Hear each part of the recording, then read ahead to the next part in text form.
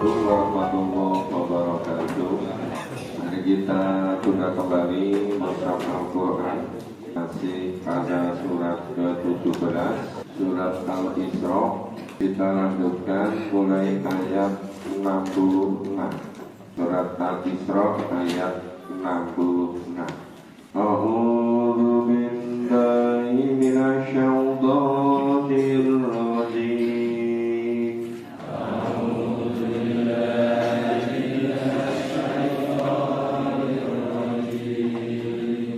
Kita pahami dulu.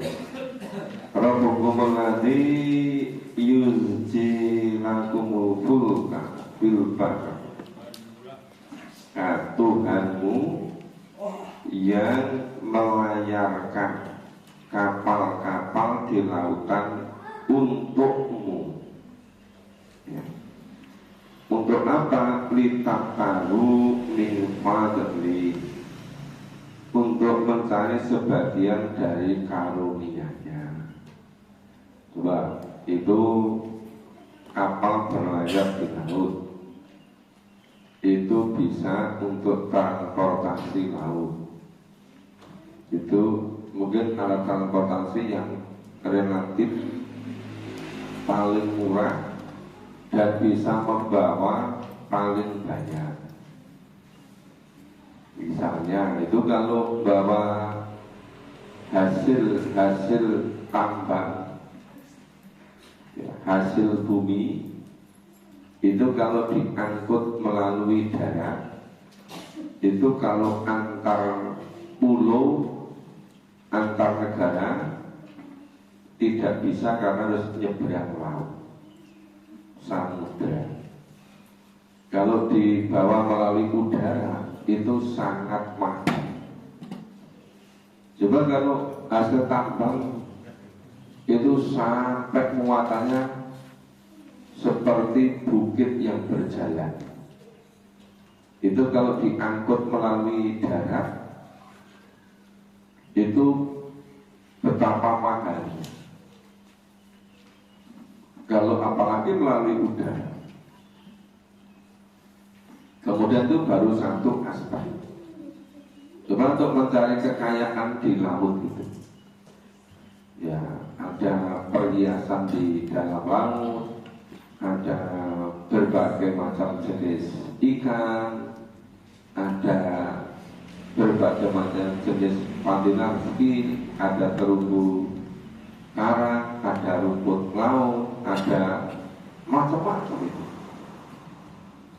Jadi kekayaan yang ada di laut itu luar biasa. Maka Allah berfirman, litaqalu min fadli, untuk mencari fadilahnya, ya, untuk mencari karunia-Nya, nya Allah.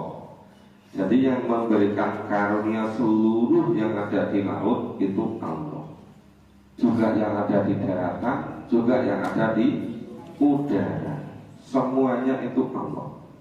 Innahu kana bikum rahimah, sesungguhnya Dia Allah Maha Penyayang terhadap kamu. Ya, rahimah, rahim. Ya, rahim itu setiap yang alami kesulitan menimbulkan rasa simpati, ya, kecenderungan dalam hati, rasa terenyuh, rasa iba, rasa untuk membantu, itu semua dari kata rohimah, rohhafim atau rohmah. Itu ada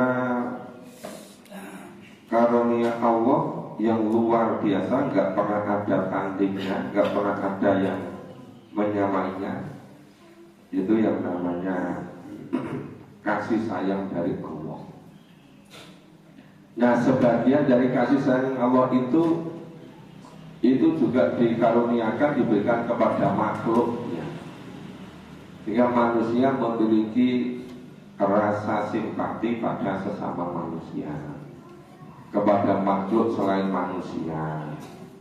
Ya, makhluk-makhluk selain manusia juga, termasuk itu yang hewan, binatang, tumbuhan, tanaman, ikan yang ada di laut, seluruh makhluk hidup itu dapat rahmat dari Allah.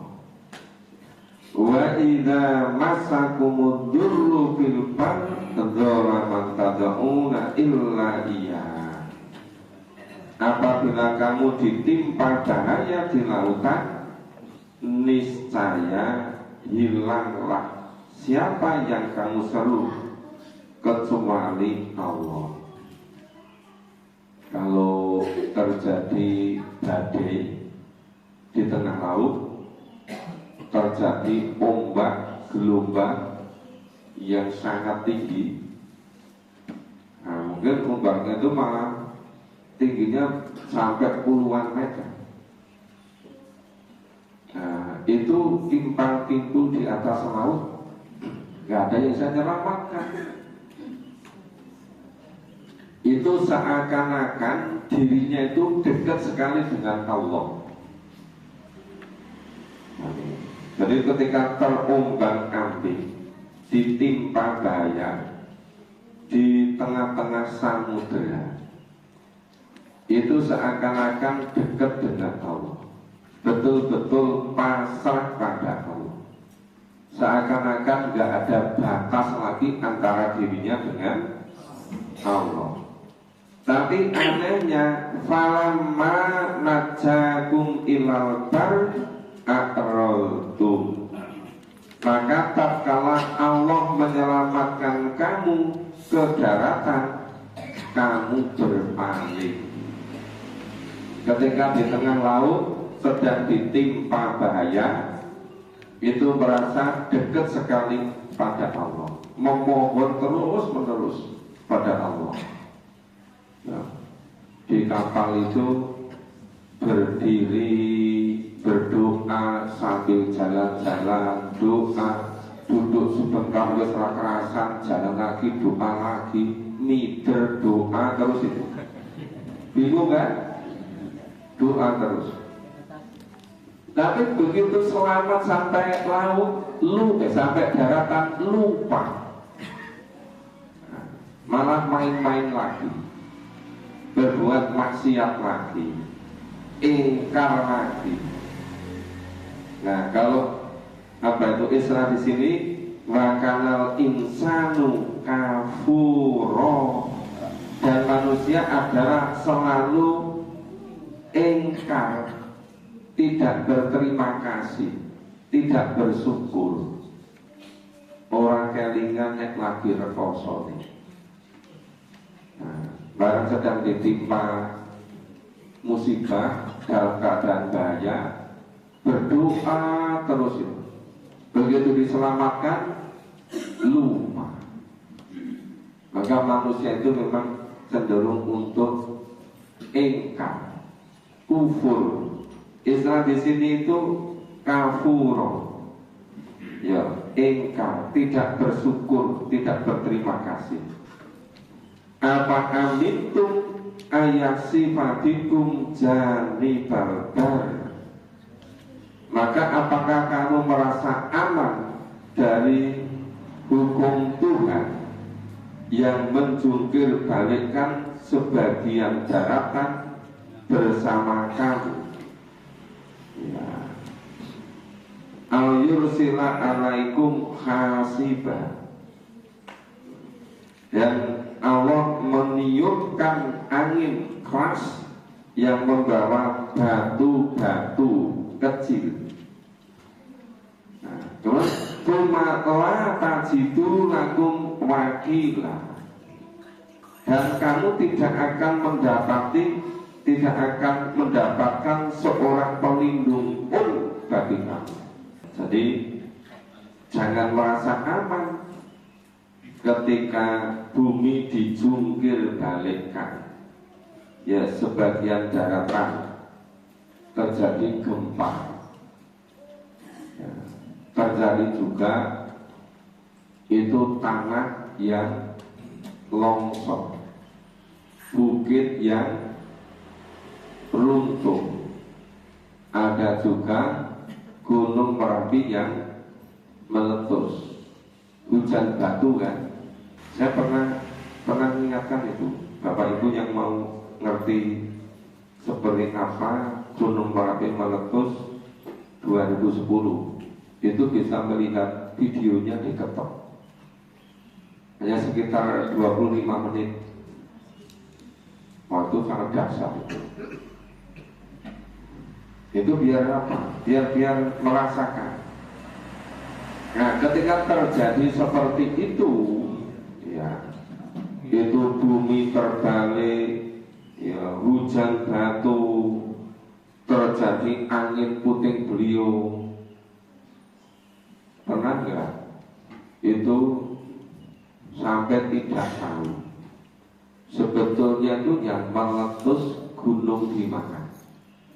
Tahu-tahu ini sinar matahari tertutup oleh debu-debu yang berterbangan sampai beratus-ratus kilo, bahkan ribuan kilo. Itu pernah kan ditulis oleh Khalil Maka. Itu Danau Toba. Itu dulu bilangnya gunung berapi. Meletus, saking meletusnya itu sebagian itu satu sampai ujung Eropa sana. Itu jadi danau semacam itu. Ada yang semula bumi itu gandeng, kemudian terjadi gempa atau terjadi tsunami atau peristiwa alam, itu jadi terpisah-pisah. Ada yang semula terpisah-pisah malah jadi mendekat. Ada yang semula daratan, ya, kena air laut, lama-lama itu jadi laut. Ada juga, ya, yang semula laut agak dangkal ditimbun jadi daratan. Ada muncul pulau-pulau kecil. Nah, yang semacam itu apa terjadi dengan sendirinya? Itu semua sistem keteraturan yang Allah menciptakan. Nah, ketika digambarkan bumi sedang terbalik, sedang gonjang ganjing, kemudian hujan batu, kemudian terbawa oleh angin sampai beribu-ribu mil, beribu-ribu kilo. Ketika terjadi seperti itu, tidak ada yang bisa melindungi. Istilah di sini, huma la tajidu lakum wakila. Ya, kemudian kamu tidak akan mendapatkan seorang penolong pun. Tidak ada yang bisa menolong selain Allah. Maka amintum ayyu'idakum fihi taratan ukhra. Atau apakah kamu merasa aman dari dikembalikannya kamu ke laut sekali lagi? Tadi kan di laut sedang terjadi apa di tengah laut? Ombak, gelombang, badai, hanyut di tengah laut kesana kemari dalam keadaan bahaya, dalam keadaan yang sangat ngeri. Kemudian ketika selama sampai ke darat lupa. Apa kamu merasa aman ingin dikembalikan situasi seperti itu lagi? Gitu. Ayursina alaikum qasifam minarih. Ya. Lalu dia meniupkan atas kamu angin, ya, angin apa? Angin topan, ya, minarih, Jadi apa? Fayuhrikokum bima kafartum. Nah kemudian ditenggelamkannya kamu disebabkan oleh keingkaranmu, disebabkan oleh kekafiranmu. Nah, jadi kalau nggak mau bersyukur, ya, kalau ingkar terus, bisa jadi dikembalikan seperti semula, kemudian dibinasakan. Nah, betapa banyak kamu yang begitu gitu. Maka summa la tajidu lakum alaina bihi tabi'an, dan kamu tidak akan mendapat seorang penolong pun dalam hal ini terhadap siksaan Allah, terhadap azab, terhadap bencana. Yang bencana itu karena kekafiran manusia, karena keingkaran manusia. Bisa juga sebagian besar karena kerusakan yang dibuat oleh manusia. Semula ini bumi ini begitu indah, begitu teratur. Apa? Ada daratan, ada lautan, ada lembah, ada bukit, ada danau, ada hutan sebagai paru-paru dunia. Indah sekali kan? Lah bukitnya itu lama-lama habis. Ada yang bukitnya ditambang untuk bikin kapur, untuk bikin kalsit, ya. Ada diambil batunya, diambil pasirnya, hutannya ditebangi, diambil kayunya, diambil hewan-hewan apa itu yang ada di dalamnya, di dalam hutan. Bukit-bukit yang semula itu indah, warna-warni, pohonnya rindang, penuh, terjadi hujan deras, bisa menyerap air. Ketika kemarau panjang, tetap jadi sumber air mengalir di situ, gitu kan? Airnya gemericik, indah sekali kan? Digambarkan seperti surga. Nah, ternyata bukitnya itu ditambang sampai habis. Kadang-kadang bukan hanya itu dengan daratan, sampai cekung ke dalam bumi itu sampai ratusan meter. Nah, akhirnya yang semula itu misalnya itu air di laut kena sinar matahari, terjadi menjadi uap ke atas, terbawa oleh angin, natap ke bukit sampai ke tingkat tertentu, jadi turun hujan. Tahu-tahu bukitnya hilang, dihabisi oleh manusia. Nah, terus nanti kalau terjadi hujan, itu jadi nggak teratur arahnya. Terus nanti kalau hujan deras, hutannya habis ditebangi, airnya tidak bisa terserap, terjadi banjir. Nanti berapa bulan nggak turun hujan, sudah bingung, tidak ada mata air, adanya air mata.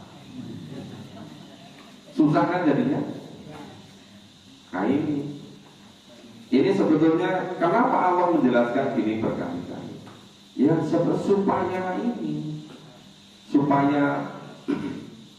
supaya bersyukur, supaya tidak kafur, supaya tidak ingkar pada selanjutnya. A'udzu billahi minasyaitonir rajim. Ya kita paham. Walaqad, dan sungguh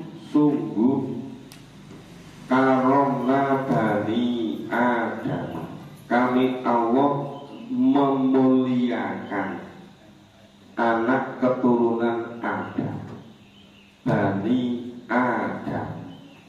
Dan sungguh kami Allah memuliakan anak keturunan Adam. Wa hamalnahum fil barri wal bahr, dan Allah mengangkut mereka di daratan dan di lautan. Nah sekarang melalui udara juga, ya, di daratan melalui transportasi darat, di lautan melalui transportasi laut. Sekarang juga pakai angkutan udara. Nah kemudian warazaqnahum minat thayyibat. Kemudian kami Allah memberi mereka rezeki dari yang baik-baik.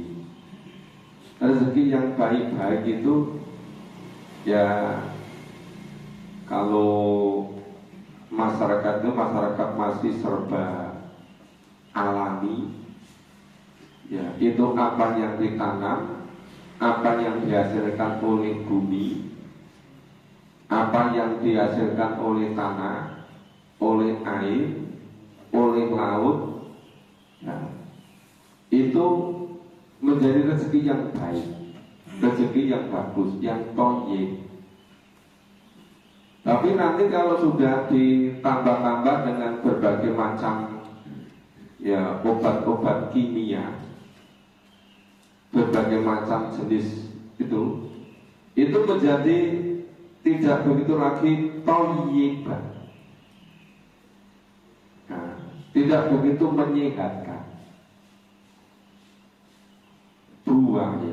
Buah itu dulu kalau metik dari pohon langsung, ya, sampai apa itu matang di pohon, itu betul-betul rasanya luar biasa. Nah, tapi sekarang buah yang dijual di tepi-tepi jalan itu kalau dilihat itu menarik sekali. Kelihatannya itu bagus betul. Tapi kadang-kadang ketika dibeli sampai rumah kok rasanya jadi begini. Ada yang sawo kelihatannya bagus, ternyata ditanya, niki kok dereng mateng. Mungkin kali dinten 3 dinten mateng. Banyak ngomong ini nganti seminggu ora mateng. Terus tanya piye ki ora mateng, nek golek mateng digodhog. Lho ngendi ana sawo godhog. Mosok sawo didang. Kenapa?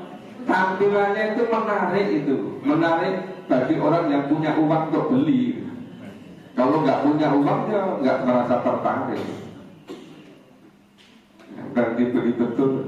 Ya itu saya semua itu Allah itu warazaqnahum minat thayyibat.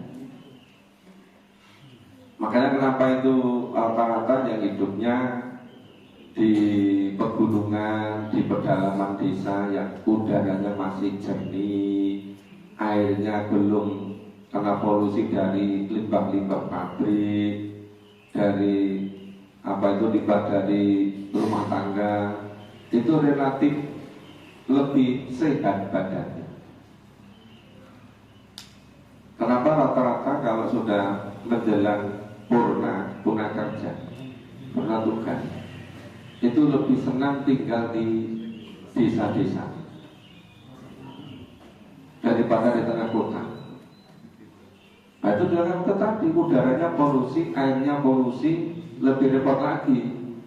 Itu menyebabkan kantong cepat kering. Lu harga apa mahal, semakin kesini semakin mahal. Lainnya rata-rata lebih enak tinggal di daerah-daerah pedesaan, di yang udaranya masih segar, bangun-bangun bisa dengarkan burung berkicau, ya kan, masih alami gitu. Saya lihat itu ada kawan-kawan di Jepang, beberapa guru besar yang dulu tinggal di Jogja, tinggal di Indonesia, jadi konsultan pendidikan kerjasama. Rata-rata itu selain disediakan rumah di kampus, di dekat kampus, ya biasanya hari Senin sampai hari Jumat Terus setelah itu nanti hari Jumat malam itu sampai Ahad malam itu tempatnya di bukit-bukit. Mereka bikin villa. Itu hanya dari kayu pinus itu ditebangi untuk bangun. Nanti bikin ada pemanas di situ. Kenapa rata-rata orang Jepang usianya lebih panjang? Karena lebih senang begitu secara alami. Orang Indonesia juga ada yang mulai banyak berpikir gitu. Jadi misalnya itu libur sehari 2 hari, wis tinggal ke kota, cenderung lari ke daerah-daerah. Nanti daerah-daerah sebetulnya itu nggak cocok untuk wisata. Ini gak ada mengalih ke pandangan, dia dianggap aja tempat wisata. Rame-rame jadi wisata beneran. Padahal kita ini jadi ya orang pantas jadi berwisata. Nah iya gandeng orang itu tadi. Pokoknya kalau hari libur itu harus keluar dari rumah, harus ada yang dilihat yang baru gitu. Nah itu akhirnya setiap libur agak panjang sedikit, jalan-jalan macet kan. Nah terus selain warozakatnahum minat thayyibat wa fadolnahum ala katsirin mimma khalaqna tafdila. Nah ini. Dan kami Allah melebihkan manusia dengan kelebihan yang sempurna atas kebanyakan makhluk yang telah kami ciptakan. Kelebihan manusia itu biasanya karena yang paling dasar itu kecerdasannya, kreativitasnya. Saya pernah membaca buku yang ditulis oleh pakar entrepreneur dunia. Ya, dia itu human resources development yang luar biasa. Ada profesor doktor yang menjadi rektor salah satu perguruan tinggi terkenal di Amerika. Ceritanya di Amerika punya warisan sebidang tanah. Tanahnya enggak di kota, di luar kota, perbatasan itu. Ya, orang yang berpendidikan formal tinggi tadi, profesor doktor yang jabat rektor tadi, itu menganggap tanah itu enggak memberi manfaat. Hanya tiap tahun harus bayar pajak. Hanya bayar pajak, enggak berguna begitu. Nah karena merasa nggak berguna, kemudian dia jual. Kemudian ada orang yang tidak profesor doktor, tidak berpendidikan tinggi, tapi dia itu kreatif.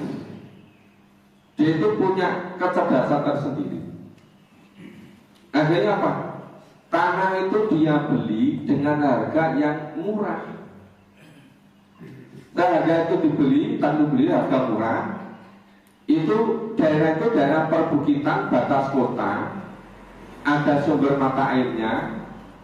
Kemudian tadi yang pohon-pohon di kebun itu, ada pohon pinus seperti itu, ditepangi untuk bikin rumah kantre yang khas, yang menarik ala apa itu, yang khas daerah itu. Dibikin rumah-rumah. Nah begitu tidak berapa lama ternyata dibangun jalan utama dekat itu. Model sininya ring road gitu kan. Kalau jalan tol kan nggak bisa keluar. Ini yang bisa keluar itu.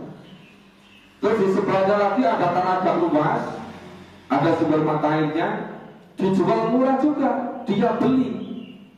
Kemudian dia bangun waduk, airnya menggenang, dikasih ikan, dikasih kapal untuk wisata, pemandangannya bagus, rumah-rumah disewakan. Ternyata hasil dari sewanya itu setahun, 2 tahun, 5 tahun, 10 tahun, itu sudah hasilnya melebihi dari gaji rektor sepanjang jabat. Coba gitu. Banyak nggak itu kita lihat yang dulu sekolahnya hanya STM, tapi mengembangkan bisnis, bikin apa itu yang untuk depan itu dipasang itu on-block, terus yang untuk gorok-gorok bis, terus yang untuk bikin bikin tembok ini yang dari semen, batako, terus bikin genteng yang dari semen, ya genteng pres.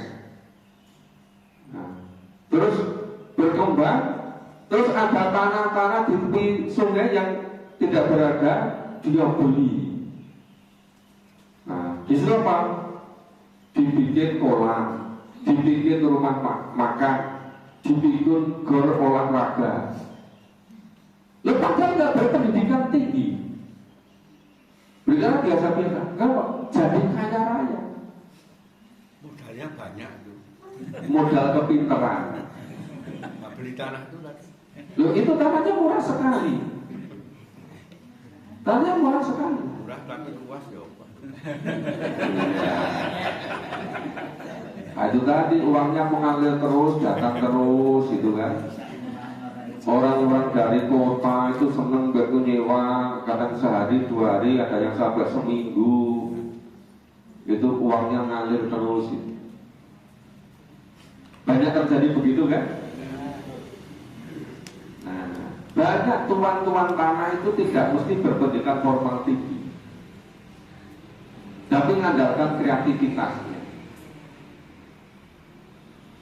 Ada udah tahu, daerah situ nanti akan dilewati, akan dibangun jalan kaki, ada tata kota, akan direncanakan. Mungkin 10 tahun yang akan datang, mungkin 15 tahun yang akan datang. Daerah situ nanti akan dibangun kampus. Ya, sudah dibebaskan, misalnya berapa? 80 hektar atau 100 hektar. Akan dibikin kampus besar-besar. Terus orang mikir, nanti bisa membuat rumah makan di situ, bisa membuat kos-kosan di situ, bisa membuat macam-macam pikirnya. Yang tanahnya dulu harganya semeter hanya 300.000, naik jadi per meter 1 juta. Begitu sudah dibangun kampus, per meter jadi 2 juta. Begitu sudah berkembang berikutnya, per meter jadi 3 juta. Jadi seperti kota mandiri. Ada yang dirikan supermarket, ada yang dirikan kuliner, macam-macam. Nah, terus ada yang tadi tempat-tempat yang kelihatan nggak laku dijual itu. Tapi orang yang punya visi tadi, ini pemandangannya bagus nanti. Kenapa? Di tepi sungai orang nggak mau beli, dibeli dengan harga murah. Ketika diatur dibangun menarik sekali. Ada dibikin trek jalan-jalan dikelilingi sungai, ada bikin apa gitu, macam-macam. Nah, itu tadi Allah berfirman, wa fadolnahum ala katsirin mimman khalaqna tafdila. Dan kami Allah memberikan kelebihan kepada manusia yang sempurna atas kebanyakan makhluk yang Allah ciptakan. Ini dengan kecerdasannya itu luar biasa. Kadang-kadang orang bilang begini, gue orang kreatif, orang kreatif, kurang nalar, bilangnya apa? Gue kurang piknik jadi. Kon piknik ya jadi pengalaman. Ya pengalaman terus analoginya kreativitasnya jadi banyak. Ini nek mongko nyantik ini kadang-kadang yo ora apik. Ya, seimbang itu kian mana seimbang. Wa man kana fi hadhihi a'ma. Coba tadi. Itu tadi Allah memberikan bukti-bukti, memberi kisah tentang manusia seperti itu. Allah ciptakan semua kebutuhan tersedia, cetak yang terbagus, paling sempurna, mulia, atau makhluk yang lain. Jadi wa man kana fi hadhihi a'ma. Dan siapa orang yang ketika di dunia ini buta mata hatinya, akma, fahuwa fil akhirati akma. Maka di akhirat besok akan akma, dibutakan. Banyak nanti sama menyesal. Ya Allah, gimana dulu kami itu di dunia bisa melihat, kok sampai di akhirat jadi buta. Iya, ketika di dunia kasih berbagai macam nikmat karunia, nggak mau bersyukur, malah mengingkari, malah sombong, rumongso iso-isone dewi, tidak menyadari bahwa itu dari Allah. Maka fahuwa fil akhirati akma. Maka dia di akhirat itu menjadi akma, jadi buta. Wa adallu sabila, adol sesat dan lebih tersesat dari jalan yang benar. Ya, jalan yang benar itu apa? Jalan yang benar itu jalan Allah dan Rasul. Al-Quran ini namanya Sirotol Mustaqim, jalan yang lurus. Ya, bagaimana bisa memperoleh jalan yang lurus? Bagaimana bisa dapat petunjuk? Bagaimana dapat hidayah? Tidak tertarik memahami Al-Quran. Yang terjadi sebaliknya, wa'adullah, sesat, bingung, nggak karuan arah. Ya. Itu namanya adol, wa'adullu, dan lebih tersesat, sabila, jalannya, lebih tersesat dari jalan yang lurus, tersesat dari kebenaran. Gara-gara tidak mau bersyukur, gara-gara kufur. Kita baca selanjutnya. A'udzu billahi minasyaitonir rajim. Ini isinya tentang perlawanan terhadap putusan Allah, yang ingin berbuat jahat kepada utusan Allah, kepada Nabi, kepada Rasul, maka Allah gagalkan. Seperti terhadap Nabi-Nabi yang terdahulu, itu terjadi pula pada Nabi besar Muhammad. Nanti sudah suruh, insya Allah kita lanjutkan besok pagi. Kita mulai baca kembali besok pagi, mulai ayat 73. Nah, ini hari Senin. Kami ingatkan nanti ada jadwalnya di Masjid Al-Mubarak. Bapak Ibu bisa menyempatkan biar tambah silaturahmi, bisa saling mengenal satu dengan yang lain. Dan jaga istiqomah ketujuan kita supaya betul-betul hidayah, petunjuk, kebenaran ya senantiasa ada pada kita semua. Allah senantiasa membimbing kita semua. Kita akhiri dengan baca hamdalah dan doa Rasul Madri. Alhamdulillahirobbilalamin. Subhanallah wa bihamdihi. asyhadu an la ilaha illa anta astaghfiruka wa atubu ilaik. Assalamualaikum warahmatullahi wabarakatuh.